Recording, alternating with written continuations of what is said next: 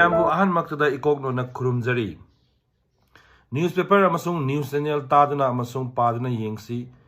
Pau khudingmak asi ana yum mai chakpa awabagi pau amadi mikap mirau kholna thalaba ngasigi Manipur. All bad news. Fazaramba Manipur ngasidi maksilaba Manipur ole. Hangana amuktang yengsi karama matamdagi Manipur lerakibano haibado. Manipur 33 AD dagi lerakhiba Manipur. Saitharol kumaba matamdagi lerakhiba history ni Manipur gi. Manipur demography. Approximate population 30 lakhs, land area 22,327 square kilometer, Meitei population 53%, Kuki population 30% the increase taurakre. Manipur tariba Meitei community na land area the 10%, Naga amasung Kuki gi 90% land area the dominant tauragalay. Singmi amasung Tami punna taminal lerakhiba Manipur, Imalebak Manipur ni. Manipur ki religion wise population 2024 ki matung ina Hinduism that 41.39, Christianity 41.29, other religion amasung Muslim da 8.40, 8.19% ni. Manipur Lok Sabha election 2024 inner and outer. Inner da candidate taruk amasung outer da candidate marina lamba taunaragani. Laksaningi ba wafam di adom na Munna khanthabiu.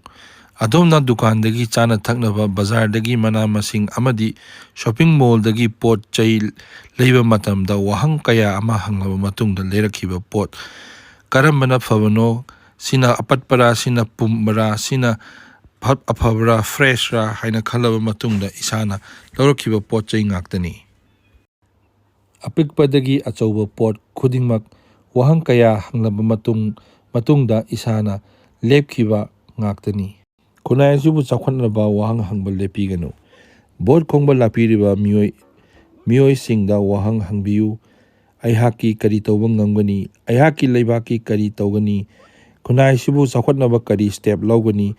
Mahaki manifesto kari no munna khangbiro matungda isagi hak sinabiu. Isagi khudomina pikhiba vote. Sahi mga asida kari karamba khongthang lawgani muscle power natraga money power na hekta hak isagi hak pithok pigano.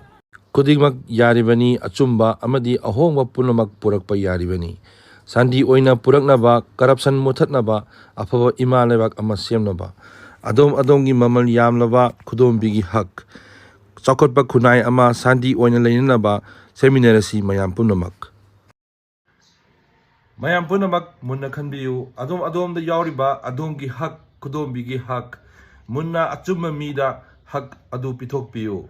Wahang hangbiu wahang hangbal lepiganu. Adongi chahi mga sakadaba sarkar. Achumba sarkar, afaba mayonda porokpa ngangadaba sarkar aduma mirep thagatnaba mayam punamak honaminasi. Amukka hana khurumjari mayam.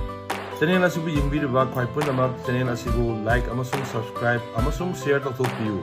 Mayam ngasigidi matang sida losinjari kanan na yathang nijari yai fare imalai mangani yai fare.